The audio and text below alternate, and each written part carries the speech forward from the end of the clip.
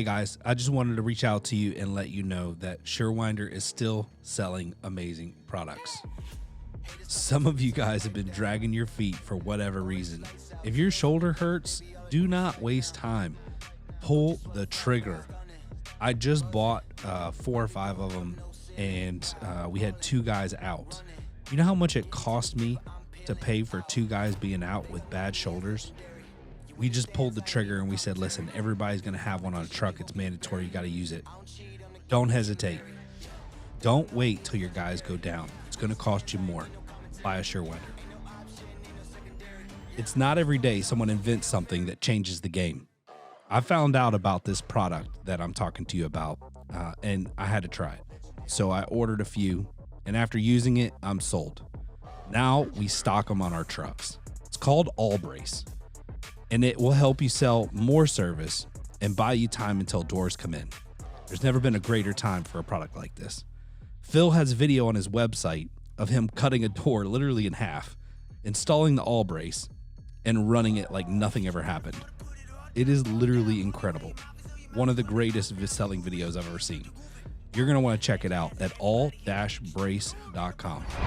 What's up, guys? This is Ryan, your host for Torch Talk Podcast, and today is another one of those days where I'm bringing in staff members to talk trash about how much they hate me. No, I'm just kidding. We're going to talk a little bit about content, SEO, and get the people in the trenches perspective on what is successful, some things that we're seeing that are really working, and some things that we're seeing that aren't working. So let me do introductions first. So we've got Emma, who's been with me for, how long have you known me? 2.5 years. Holy cow. Doesn't feel like that long. Probably does for you. Sometimes. Yeah. Emma is a backbone, a pillar of such and such. We would not be such and such without Emma. So if we ever lose her, just know that we'll probably close the doors. No, I'm just kidding. But she's a pillar. She's a rock. So she keeps things moving, fills gaps. If she sees a problem, she knocks it out. Very rarely do we have problems, but when we do, she's really good at handling them. And I got you like right out of college. Mm-hmm. So really no prior workforce experience. No, I was a tutor at college and I worked at like retail. Yeah. And what'd you go to school for? English writing publication. Yeah. So writing publication degrees is money. I mean, just from my experience, we seem to do really well with people out of college with that degree. They're usually pretty good with grammar. They love to read and write, good with words. So that helps out a lot. So first of all, what do you do for such and such? I'm the project manager, so I just basically make sure everything gets done and gets done well. There you go. I would say. Boom. I mean, like, so simple.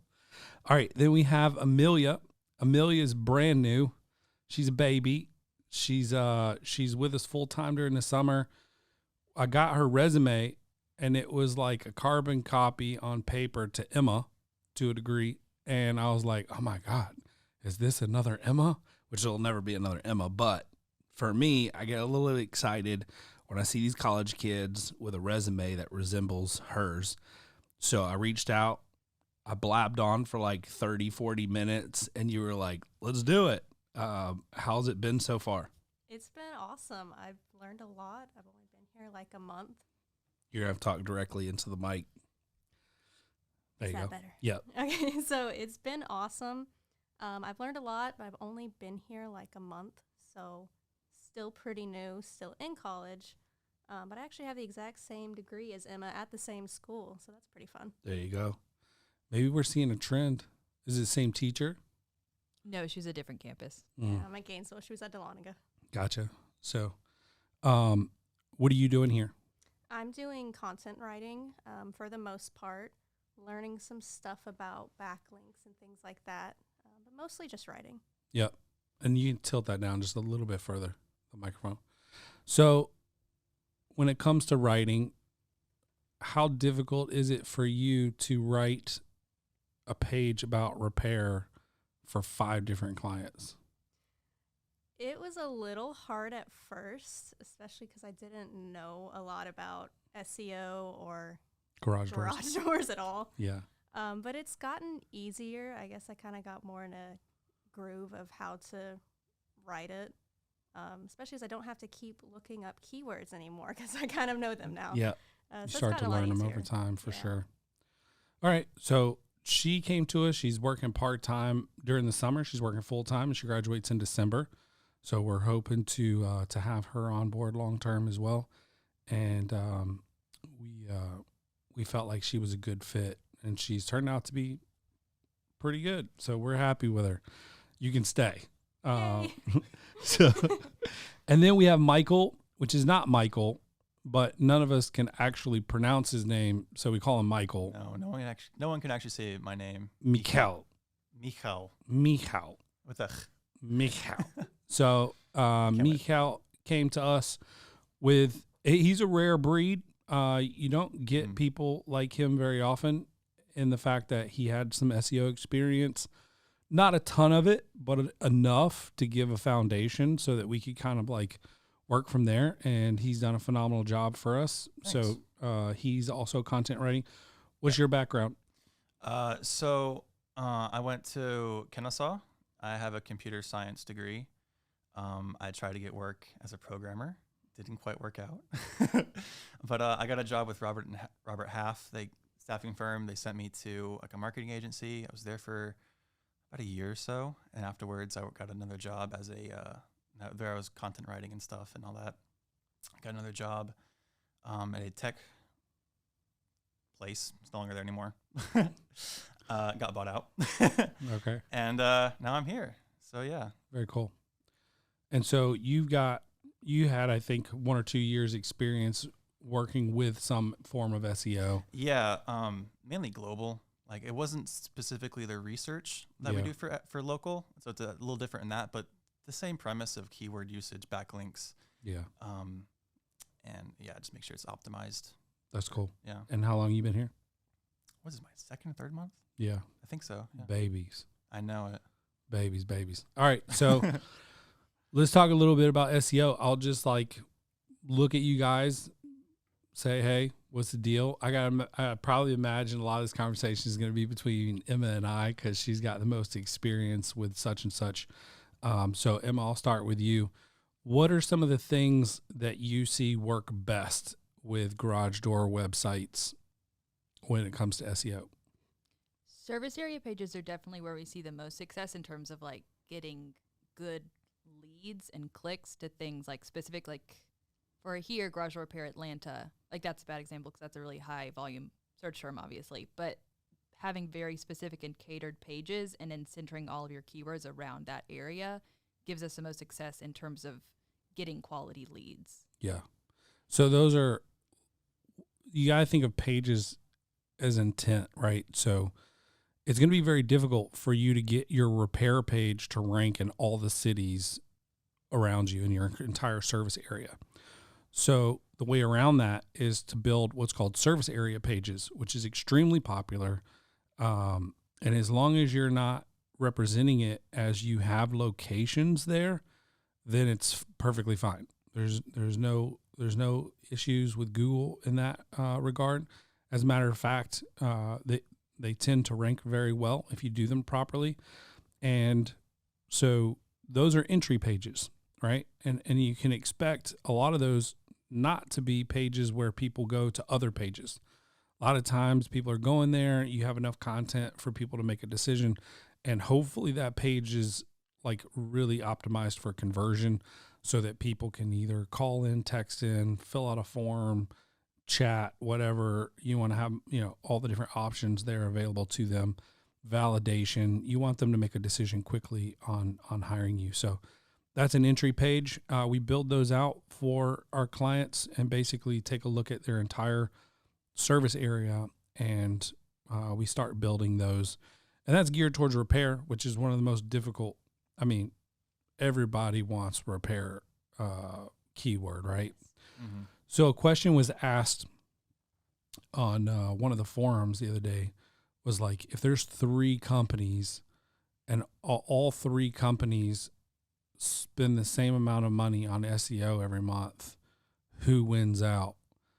And my answer was simply like, whoever knows what to do the best. And what like, but it's a broader question than that, right? Like we talk about catering. One of the biggest things I think that we do very well is the onboarding call. And I think this is like missed a lot because not everybody wants install, or not everybody really wants repair. We have some clients who really prefer to do install over repair. So it's important for us to know those things. Can you talk a little bit about some of the more challenging things that you like, that we struggle with, versus some things that we are very easy for us? Backlinks are definitely the hardest thing because, I mean, they can tell you they can build backlinks for 2 hours and only 1 or 2 will come through. Yep. So, and then like blogging, like guest blogging is a great backlink, but it's almost impossible to get, especially for free, almost impossible. And even for paid ones, like they'll pay you $100 for 1 do follow link. Yeah.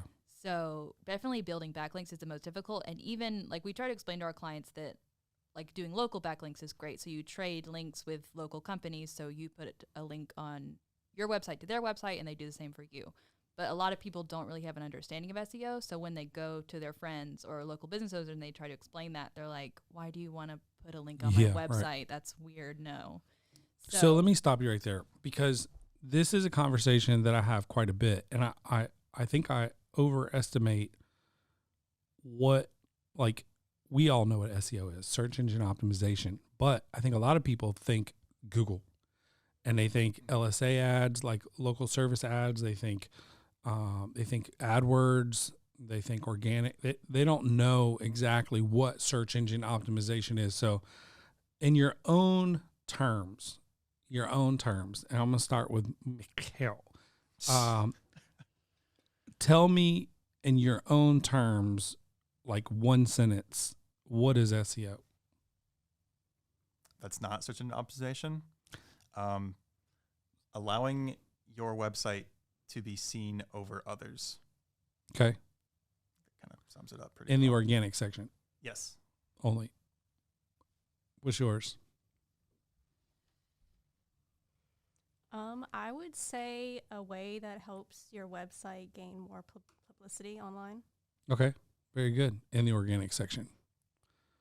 I would say it's a combination because we work with Google Business Profile now, not Yep. GMB anymore, but also the website, but also social media, but also Google Ads. Like it's a culmination of like 6 different things. Yes. We're trying to optimize all of those things. Yep. To flow with the market as like search increases go up and down and market value goes up and down. We're trying to create some consistency by having all of our hands in a bunch of different pots. Yep. So I like to say, I've been doing SEO since 1999.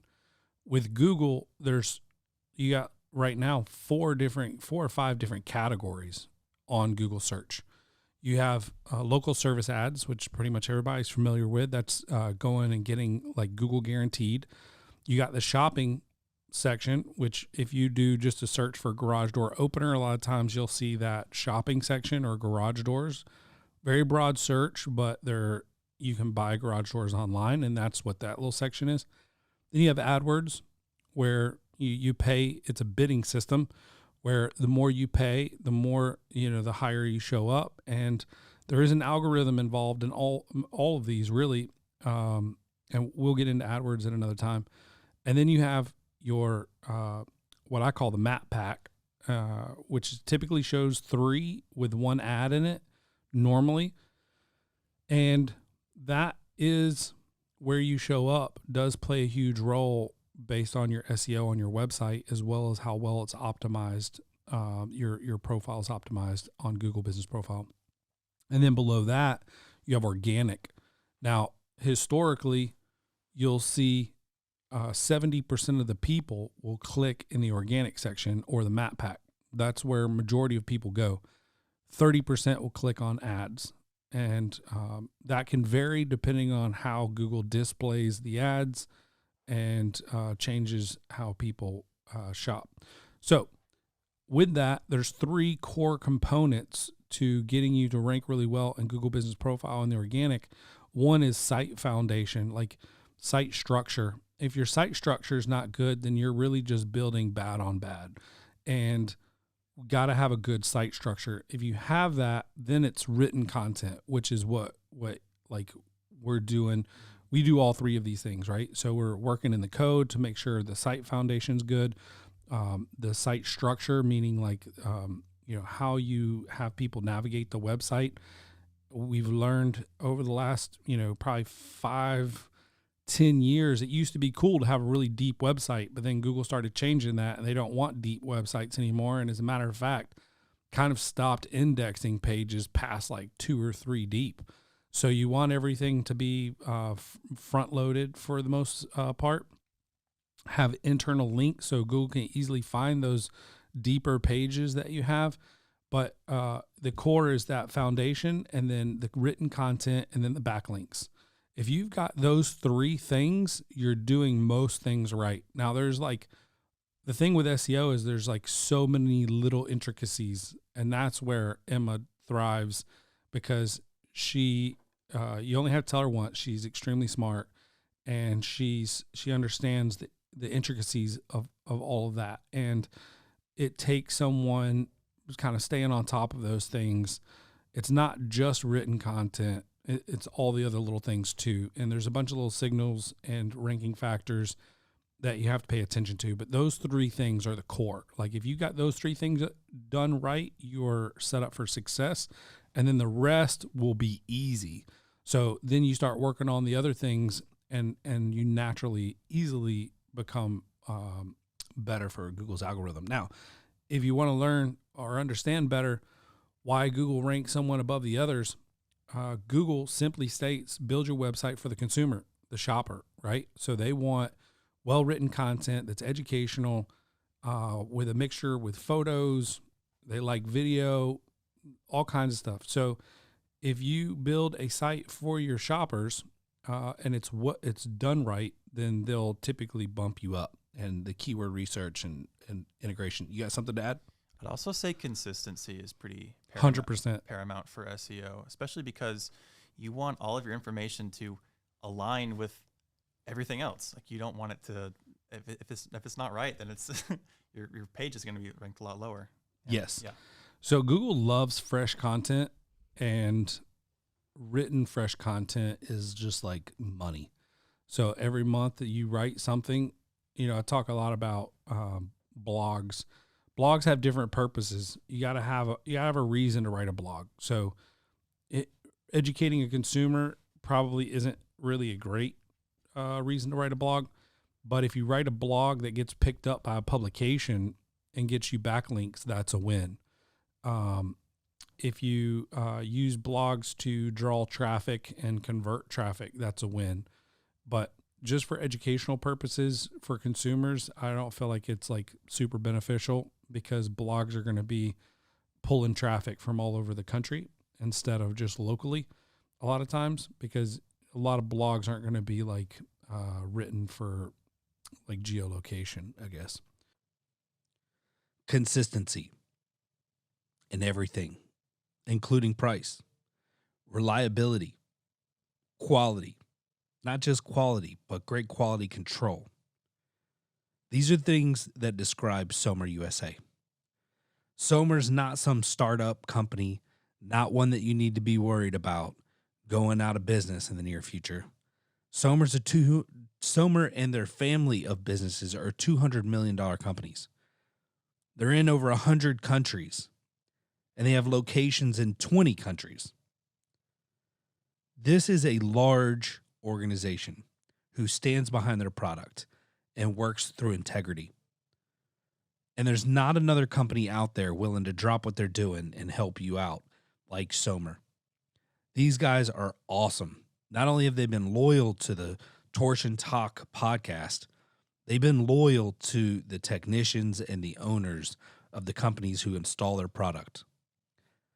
In my opinion, if you're not at least offering Somer as an additional option, you're cheating yourself. Listen, first time dealers, I've got a special for you. If you buy 10 or more Somers between now and the end of the season 6, while supplies last, we will offer you free shipping. You have no more excuses. The prices are great. The product is amazing. Go check out Somer USA and order 10 for free shipping. I'm going to tell you guys a marketing secret. You want to gain more social media likes, shares, and follows? People love unique and cool projects. There are no better photos to share than the ones on Schweiss Doors social accounts. These guys post some incredible things. Make sure to go there and like and share their Facebook and Instagram post with your business account. So if you like their business account, you can share their post. The bifold doors are awesome, and they're doing some great projects that will go viral on social media if you share them. Go right now to Schweiss Door on Facebook and check out some of the projects they share and like their page. Oh, and don't forget, no one builds a better bifold than Schweiss. So what are some techniques that we do for service area pages that help it rank? I think listing all the services that you're going to do. So talking about repair, talking about open repair, talking about spring repair, talking about replacement garage door panels, just like hitting all those main things that consumers are going to be looking for, but also catering it to like my garage door won't open, like search terms that people are typing into their phone when they go in their garage and it won't open. So, or they've noticed that something's broken, like why is my garage door broken? Coming up with those. And that's why FAQ questions are so important now, because they're starting to throw up in those SERP results. Usually it's only 2 and it's random because I've tried to realign them and it just pulls whatever ones it wants because it doesn't always pull just the top 2.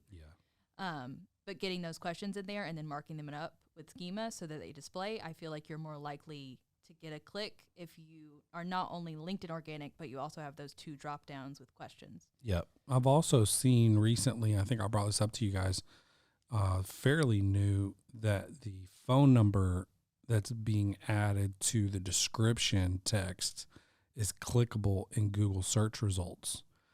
I thought that was really cool. So like if you go to your phone and you type in like garage door repair and you have a phone number in your description and you're scrolling through in the organic section, the phone number will be highlighted and clickable. It's actually, I just think that's like super cool because I don't think we're marking that up that way. I think they're just making it Got it, clickable. meta. Yeah. So I think that's cool. And Google's always testing things. And one of the things that I noticed recently, especially in Q1 of this year, is they were testing full page ads. So historically, when you would do a search for garage door repair, you would get either LSA or AdWords or LSA and a AdWord, but you would still see like a portion of the map pack. They were pushing all of that down and doing like a full page of nothing but ads. And you had to scroll down to even see other results, organic results. So that dropped a little bit of, I think that ruins the experience, in my opinion, for the user, for them being so user focused, but I guess they needed to get their revenue numbers up. Don't tell Home Depot. Yeah. Home Depot garage doors is a good keyword, by the way. Just saying. Write that down. So anyway, Amelia, give me one thing that you've learned that you think is beneficial, that you think like business owners might appreciate, like a little nugget. I would definitely say back to what we were talking about with marketing to your specific area. Because all that I've learned has made me think of other places that I've worked at, which we were actually talking about this morning.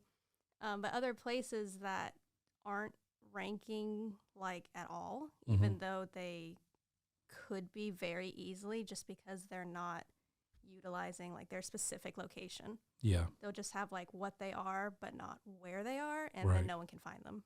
Yep.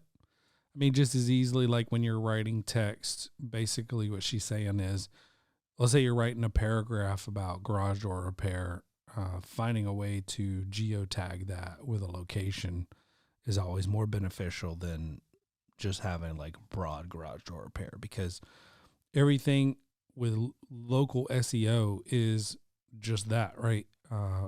Everything's proximity now. Google rolled out their algorithm update on proximity, which made it even more difficult to reach outside of your area. So you have like less of a reach. And so, very, very good advice. That's why the service area pages are so important. What about you, Michal? You need to have an online presence. I think a lot of companies, especially smaller ones, don't realize the importance of being able to be found. I think a lot of businesses still think, oh, I just get everything from word of mouth. And that's not how things work in today's age. No, everyone is on their phone. And that's not looking at stuff. marketing. No. Like, and you know how people say best form of marketing is word of mouth? First of all, that's not marketing. You're not driving the engine. You're doing what you're supposed to do, and then people are talking about you. But 9 times out of 10, what I see is they're the cheapest. And so people love to get away with robbing somebody and getting something cheaper than everywhere else. So they want to run around and tell everybody how cheap they got it. And then that's how you get referrals. But that's not a good business model. But I think that's great advice.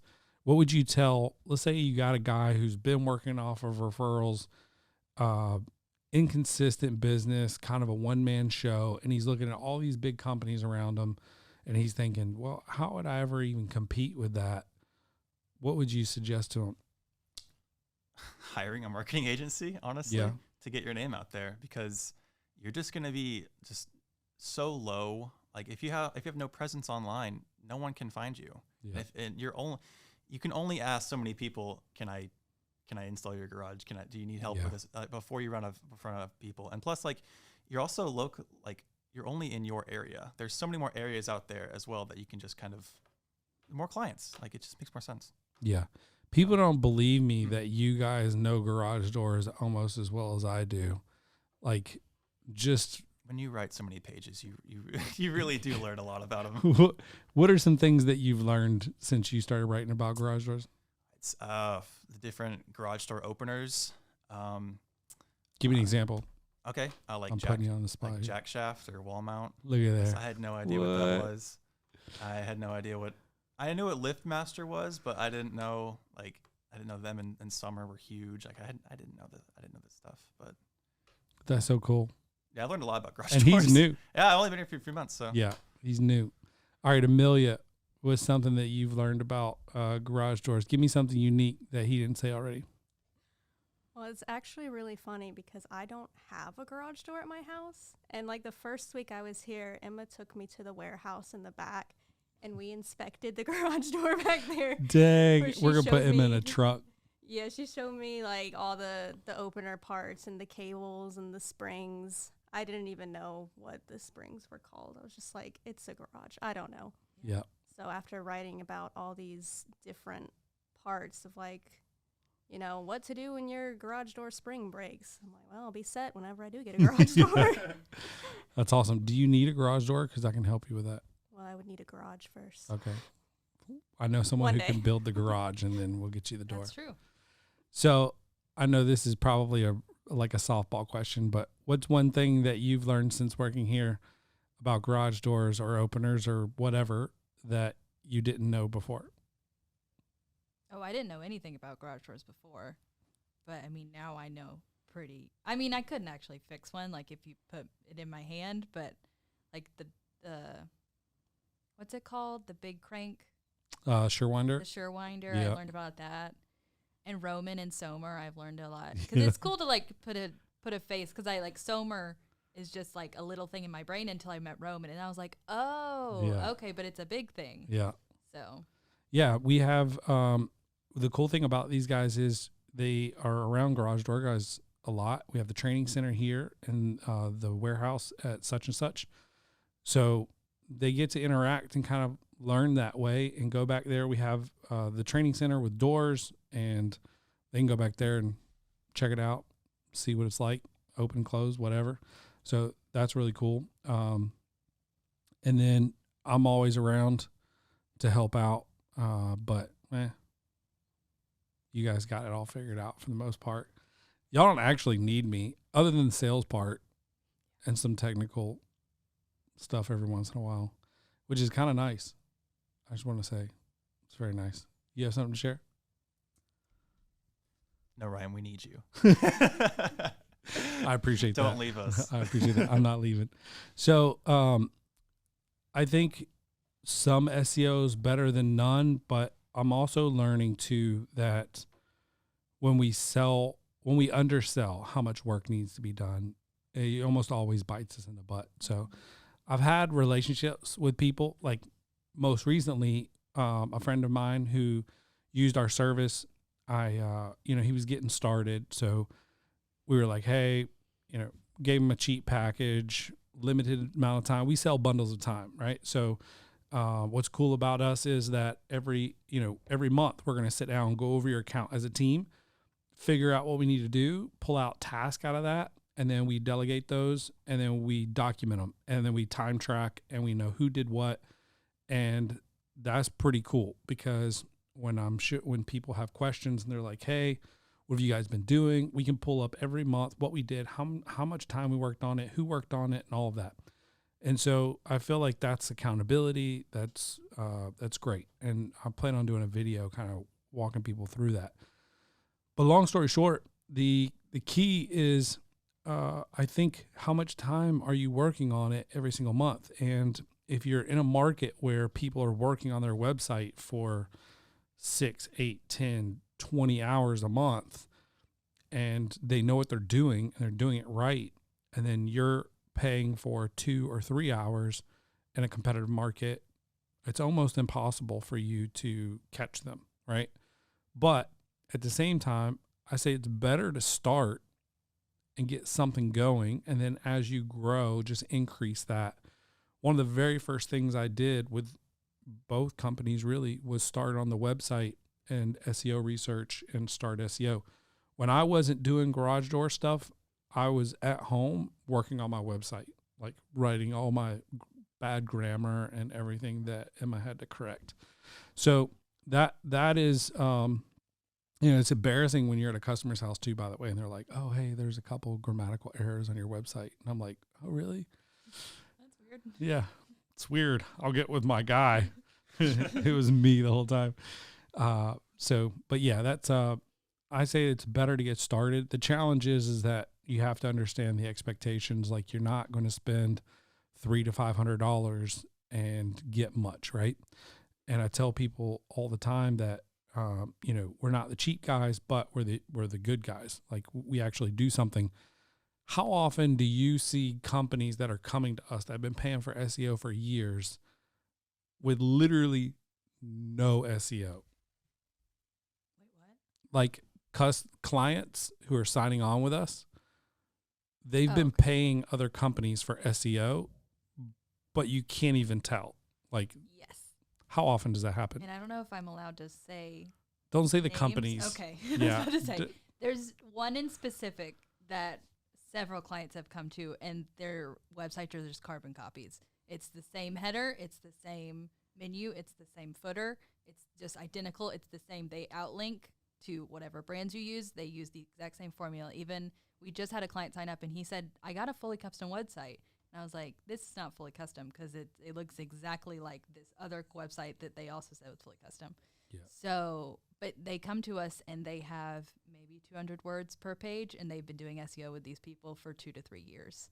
At 200 words per page. Now, Yeah. just to give you reference, there was a white paper done, I believe, by Joy Hawkins with Sterling Sky. Was it her that said that I can't remember. I'll try to find it. The average words per page for number one ranking pages was like 16 to 1800 words on that page.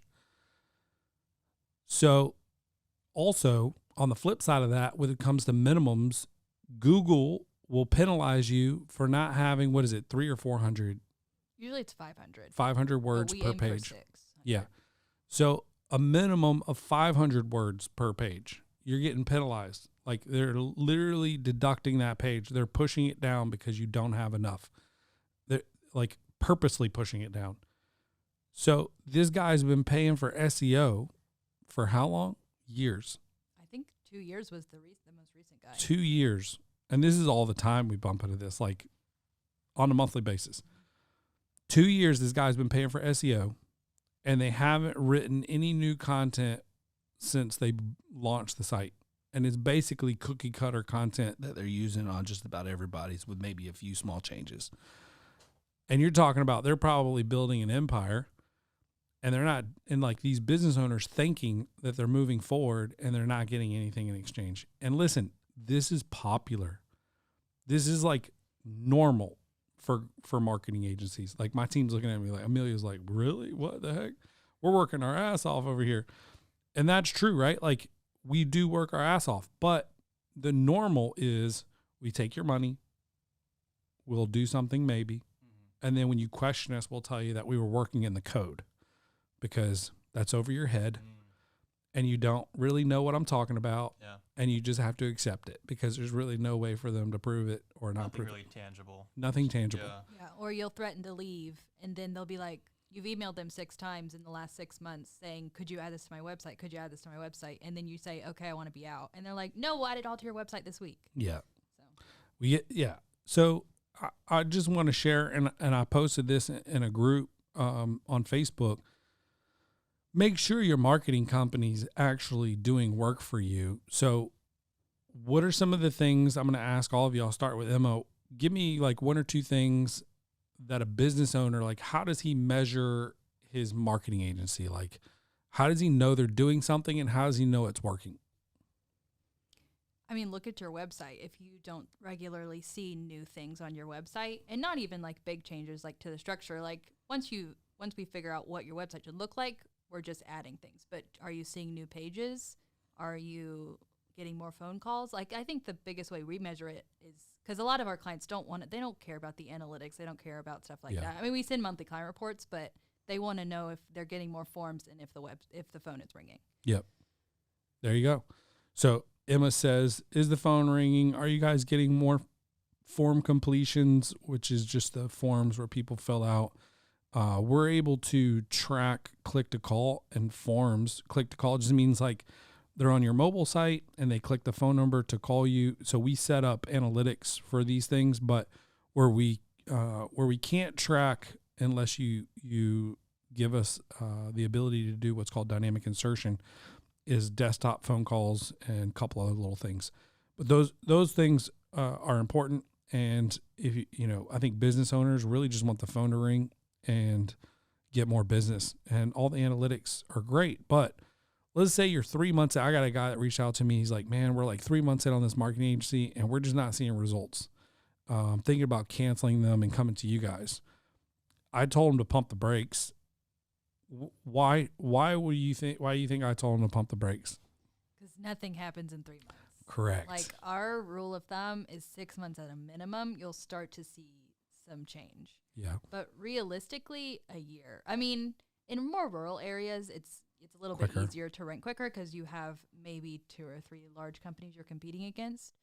But especially in like big cities, when places like Precision or like huge companies have been doing SEO for since SEO began, and they can rank with nothing. Yeah. So even if we build these 1,000-word pages with the great FAQs and great keywords and good photos, like we're still going to take a lot of time to even rank at all, but let alone in those top positions where you're going to get the click. Yep.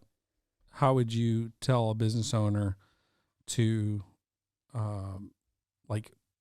what are you looking for to see if your SEO company is actually doing the work? And on top of that, what are some good metrics to maybe measure by? Besides, looking at per month, how many clicks you're getting on your website and how much calls you're getting, because they're there to make money too. That's the whole reason they get you is so you can get your name out there. But I would say also look at your website if you have any call to actions where people where people on your website are able to give you the option to call or text you or reach out to you. So I want to just comment on that, because I feel like too often marketing agencies do a good job with SEO, but they do a bad job with site structure or call to actions. Call to actions, like I can't even begin to tell you how important call to actions are to me. Like just recently I noticed that, and I don't like putting all of our beef on the web, but I'm transparent. we've kind of stopped and gotten away from doing the quick forms on a couple people's websites. So I'm asking, hey, why are we doing this? Because I know that if you make it easy for people to contact you, and we do have in place of them, they've been putting like, contact us or schedule online or whatever, they're buttons, which is fine. But then you got to click that button. You got to go to another page, and then it may not be exactly what you're looking for. And so I'm a true believer in, listen, there's going to be people who want to call. There's going to be people who want to text. There's going to be people who just want to give you their information and get it off their list and pray to God that you call them back. There's going to be people who love live chat. So you got to offer these forms of communication. And I do believe those little quick forms are like money. What I mean by quick forms is you just ask for name, phone number, submit. And the reason why that's so effective is because there are people like me who are super busy and have a list at the beginning of the day. And I just got to get through it. And some of that list is task that my wife has given me for the house. Right. And I don't have time to be on the phone for 30 minutes trying to book an appointment. I don't, whatever. I just want to text you, or I want to fill out a quick little message. And for every piece of information you ask, I think if I recall correctly, it was like 30% drop for every piece of information you ask. So I highly recommend you ask just the bare minimums. What do I call you and how do I call you? So I call you Ryan, and here's my number. And then just make it that easy. Amelia, what would you, I know you've only been here for a short amount of time, but if you were a business owner and you hired a marketing agency, let's say you're 6 months in, you're not really getting the phone calls yet. What are you looking for to try to figure out, is it working? Are we moving in the right direction? Well, Emma kind of took my original answer of just having new stuff appearing, new pages. I would also say kind of doing more social media stuff. A lot of people are getting more into that with like blogs or, Facebook, things like that. And if your marketing agency is reaching out to you about that stuff, I know Emma's always asking people for more pictures so we can post more pictures and kind of show that, like, hey, the company, like this garage door company, is doing these repairs, these installations. Check out what we've done so people can kind of see what they're doing. Powerful. Like, I can't even begin to tell you how important photos are on your website. Let me just drop a little nugget for you. On the service side of things, what's the most important part of service? It's your people, right? So everybody wants to put a broken spring photo on their broken spring. That's cool. Great. Yes, that looks like mine. But what else? Friendly, smiling people that are going to come to my home, like real, actual people. Photos of your guys like repairing the spring or replacing it, rather. Photos of your guys working with customers. I mean, these are things that make a huge difference in the feeling that people get when they go through your website. Too many people have that guy in the blue jumpsuit, putting the cable around the bottom roller or, using the wrench to tighten up the hinges. It's the dumbest thing ever, dude. Dumbest thing ever. And our competitor that you were talking about earlier, they're famous for it. Like, they use the same photo over and over and over again. I can't even begin to tell you how many times Google has come out and said, we do not like stock images. We like original images on your website. And then you can optimize images. And I can't even begin to tell you too, like how much business I get from photos alone from my website. I'm very photo centric. Google even came out with their new search functionality where you can actually upload a photo and it'll tell you like where to buy that product or whatever. I mean, the game is changing, and photos and video is where everything's shifting to. So hence why I'm starting a video production department in our company. But you got something? I was just going to say, yeah, I mean, Google owns YouTube now. So, oh yeah. Second largest search engine in the world. Literally. So videos are pretty big now. And yep. I feel like we should have more of those yep. for companies, but we don't. So you've got, well, video production's not cheap, right? Yeah, that's true. So I think it just becomes one of those things where people don't feel like they're going to get a lot of business from it. So they pay for it when they can. And it's one of those things that tend to fall down the list. But I think it'll be a day where you can't do that any longer. You have to give it your attention. So Google search is the number one search engine in the world by volume. YouTube is the second largest search engine in the world by volume. YouTube is the second largest, and it could eventually become the number one, which says a lot, right? That people are actually searching YouTube more than any other search engine other than Google. So, yeah, I feel like that's a monopoly, though. Probably, yeah, I'd say so. I mean, but I'm It's not pretty gonna- close to it. Big old alphabet above us, you know. Yeah. So listen, we're at 40 minutes. I feel like this was pretty educational and informational. I'll let you guys, I'll open it up. Michal, do you have anything? Michael, do you have anything you want to add? Michal, I got to get better at that. You gotta get building the back of the throat. Yeah. Yeah. No, thanks for having me on. Yeah. Glad you came. No. Hope you guys enjoyed it. I had a good time. We enjoyed it. It was fun. Anything you want to add? Any tips, tricks? Hire such and such. There you go. All right. What you got? I don't even know. Yeah, this was good. Yeah, I agree. I think this is educational. It should help people, even if, like, I try to be all modest on the podcast, you know, not trying to promote our company too much, really trying to be informational and educational so that we can help people grow their business. But in reality, like, I'm one of those people who, if you're going somewhere, go somewhere where they're going to do it right. And honestly, I just don't know who that is anymore. Like, I don't think I've seen another company that does what we do. And don't be afraid to be in communication with your marketing company. Like, never feel like you are inconveniencing them or like your Yep. account's not big enough for them to take notice of you. Like, you should feel like you're on your business every day. Yep. Like, never be afraid to ask questions or look for services or Yep. Accountability. And we've built the whole company on accountability. So we're not afraid of it. And if your company is doing a good job, they shouldn't be either. So hope you guys enjoyed this episode about SEO and content and choosing the right marketing agency. If you guys do need a marketing agency, we're here for you. If you guys want an audit or anything like that, we're here to help. We do consulting, whatever. But we really appreciate you guys following along on the podcast. And if you have any questions, don't hesitate to reach out. Have a safe day. Be good.